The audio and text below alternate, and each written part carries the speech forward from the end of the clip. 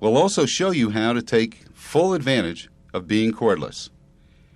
In the third and final section of this video, we will overview the maintenance and care requirements to help assure that the Pacer PV provides you years of dependable service.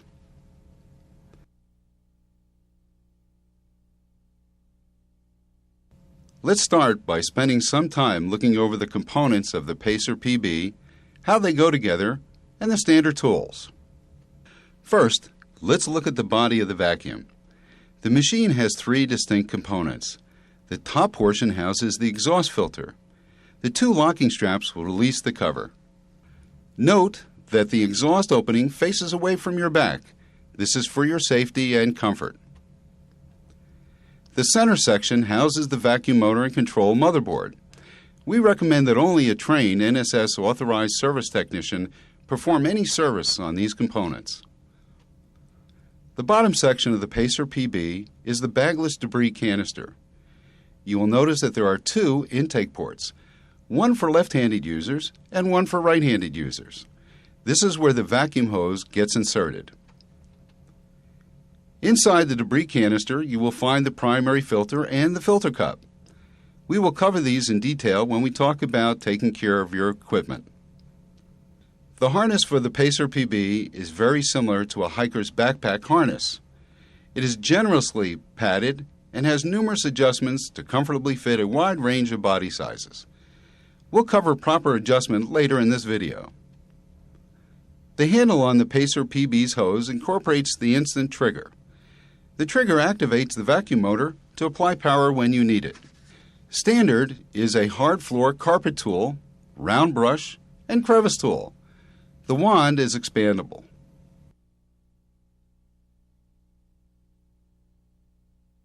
In this section, we will cover the basics of operating the Pacer PB. The Pacer PB is a battery-powered pack vac designed to spot vacuum up to 30,000 square feet per hour. Because it is cordless, you can move faster without worrying about where the cord is and how much you have left. Simply walk through the area to be cleaned, as you always have. When you see debris or visible dirt, apply pressure to the trigger long enough to clean the area. Once the dirt and debris has been removed, release the trigger and continue on your way. Pay extra attention to the high traffic areas, entries, and other areas where the floor transitions from one surface to another. Besides daily vacuuming tasks, another advantage of a cordless design is that it can be used in stairwells and other areas where electrical outlets are scarce. It can also be used safely in occupied areas without concern for trip-fall accidents.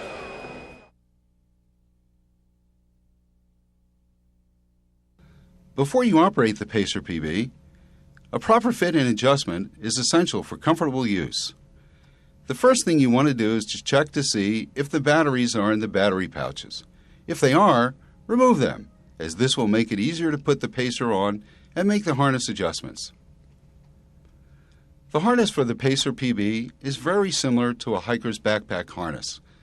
Let's look at the 4 points of adjustment and how they work. The first point of adjustment determines the overall length of the harness. By adjusting the position of the shoulder straps, the harness can be adapted for tall or short body types. If you are a fairly tall person, say 6 feet or even taller, you will want to lengthen the harness, adjusting it to the uppermost position. If you are less than 6 feet tall, you'll want to use the lower position. The lowest position is for people close to 5 feet. Here's how to make the adjustment. Pull on the top strap and you will see the companion strap below. Loosen it and you will see the harness has several mounting tabs. If you put the straps in the topmost tabs, it will maximize the length or the total height of the harness. Put the straps through the lower tabs to shorten the harness. Adjusting the harness is an individual thing, but you want to have it positioned comfortably so that the base of the machine fits comfortably on your hips. There are 3 other places for adjustments to the harness. You can adjust the waist strap by pulling these 2 ends. The shoulder straps by pulling here,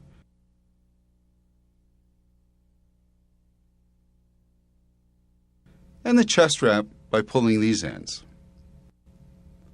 It is good to start with the machine on a table. That way you're not lifting the machine and putting it on at the same time. If you are right-handed, the hose should be inserted into the right port and the rubber plug into the left.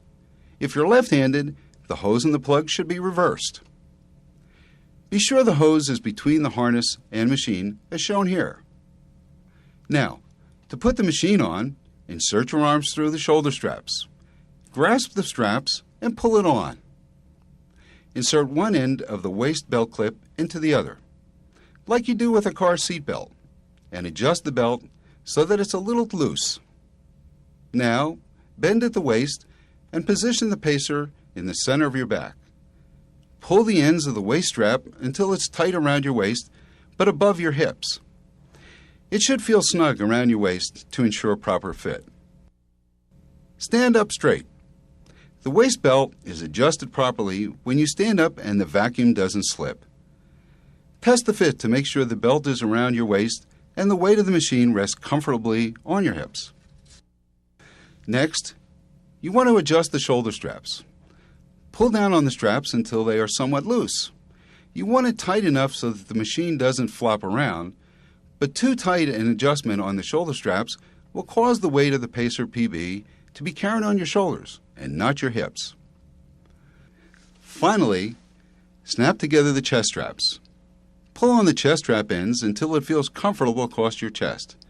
Also note that these adjust up and down. You'll need to determine where this strap is most comfortable. Once you have the Pacer PB on and comfortably adjusted, place one battery pack in each pouch located on your waist belt. Now you need to connect the batteries to the battery cables. Using the color-coded connectors, line the battery connectors and the battery cables up red to red, white to white, and black to black. Once they're lined up, push them together until you hear the click. Now tuck the extra cable into the pouches to keep them out of your way and fasten the flaps over the batteries. You can make one more adjustment for your comfort. You can slide the battery pouches along your waist belt so they rest comfortably and out of your way. Keep them generally to the front to counterbalance the machine and to keep them out of the way of your arms and hands. We're almost ready to go. Reach behind your head and take the trigger handle and hose down from behind the shoulder harness. Attach the tool to the wand and then the wand to the trigger handle. Now you're ready to vacuum. Most of the time you will probably use the carpet hard floor tool. If you want to take other tools with you, the round brush and crevice tool are easily carried in the loops on the waist belt. When you spot vacuum with the Pacer PB, you will get about 2 hours of runtime from a set of fully charged batteries.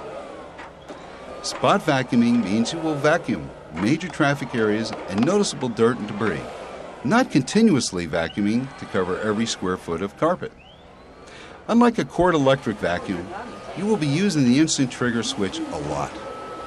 To maximize battery runtime, you only have the vacuum motor running when you're actually collecting debris.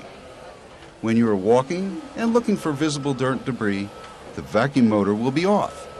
The Pacer PB's trigger requires very little pressure to activate. We recommend that you hold the wand with your hand at the curve and use your pinky finger to activate the trigger. This gives you good control and balance.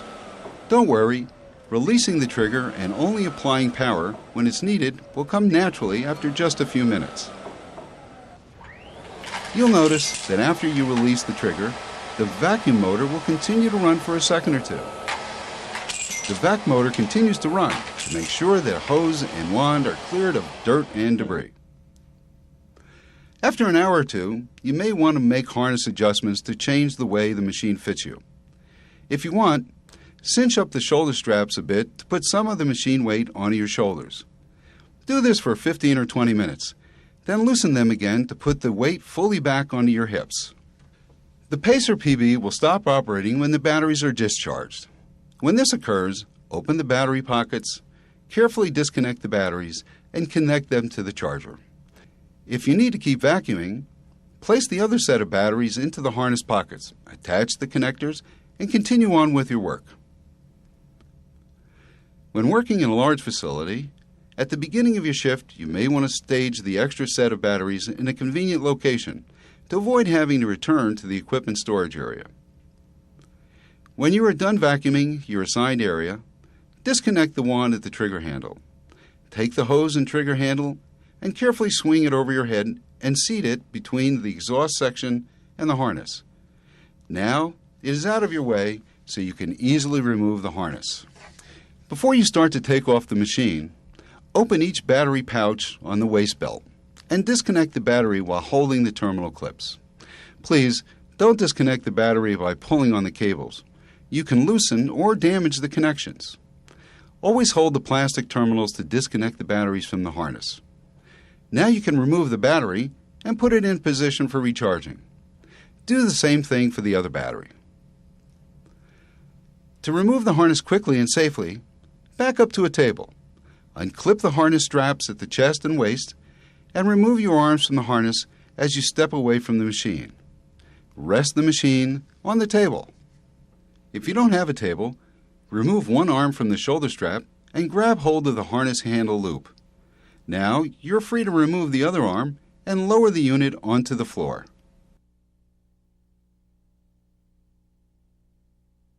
In this, the final section of the video, we will explain and show the service required to maintain your Pacer PB for years of dependable service. Depending on how your Pacer PB was ordered, it came with 1 or 2 sets of batteries. You should always recharge your batteries after each use of the machine. Fully charged batteries assure the longest run times. Let's look at the process to recharge the batteries. First, make sure that the charger is plugged into an appropriate outlet and that the charger cables are not tangled and are free of obstructions. As we mentioned in the beginning of the video, you should read and understand all the safety recommendations given in the operator's manual. This is especially true when you are working with batteries and a battery charger. On the front of the charger, where the cables are, you will see 4 LED bulbs. On the side of the charger with the nameplate, it explains what the colors mean when these bulbs are lit. When the charger is plugged in and turned on, some of the LEDs will light. If the LEDs are red, the batteries are charging. When the lights are green, the batteries are fully charged. If the bulbs are yellow, these batteries are in standby and will be charged after the other pair is fully charged. The fan always runs whenever the charger is turned on. To charge the batteries, simply connect them in the same color-coded method we used to connect them to the Pacer PB cables. Remember, red to red, black to black, and white to white. Listen for the click to make sure they are connected. This is a good time to inspect the battery cables, the battery connectors, and the charger cables for any damage or loose connections. This should be part of your daily maintenance. Now that the batteries are set, you will want to dump the debris you vacuumed up earlier. First, remove the hose. On each side of the debris canister are locking latches. Simply lift at the bottom ends and they will flip up. Grab the exhaust port on the top of the Pacer and lift it to separate the debris canister from the rest of the machine. Take the complete debris canister with filter inside to a trash container or dumpster. Take the filter out of the canister and carefully dump the debris into the container. Be careful not to throw the debris in because you will create some dust, and that's more for you to clean up. Next, separate the primary filter and the filter cup. Lower them into the trash container and gently tap them to knock the dirt off. This is a good time to inspect the filter and the filter cup for damage, wear, or clogging. If you notice that one of them is damaged, you should replace it. When you're done, replace the filter into the filter cup and place them into the debris canister. Reattach it back onto the Pacer PB. Secure the latches, and now you're done. Daily maintenance and care requirements. Recharge batteries, check wires and connectors. Empty debris canister. Inspect filters for clogging or damage. Every week, we suggest that you give your Pacer PB a thorough inspection. Check both the exhaust and primary filters. Make sure your harness is in good condition, with no tears or broken strap clips. Check the hose and wand for clogs and inspect the cable connectors for damage or broken ends. At NSS, we recommend that you replace the primary filter in the debris canister at least every 6 months. You should also check and replace the exhaust filter if needed. If the exhaust filter does not need replacing at 6 months, we recommend you change it then after 12. Weekly maintenance and care requirements. Check all filters. Inspect harness. Check wires and connectors. Primary filter, replace as needed or at least every 6 months. Exhaust filter, replace every 6 to 12 months. Batteries wear out over time. The batteries should be replaced when you notice that the runtime has diminished notably. Nickel metal hydride batteries must be disposed of properly. For non-routine maintenance or service for your Pacer PB, call your local NSS distributor or authorized service center.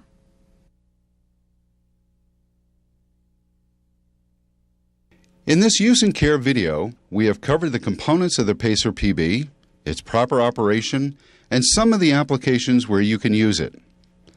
We have also given you some recommendations for correct maintenance procedures that will give you many years of dependable service. The material in this video is an overview. Make sure you read and understand the Pacer PB's operator's manual, especially all the safety precautions. The manual will not only help you use the Pacer PB properly, but also safely. Thank you for choosing the NSS Pacer PB PAC-VAC vacuum.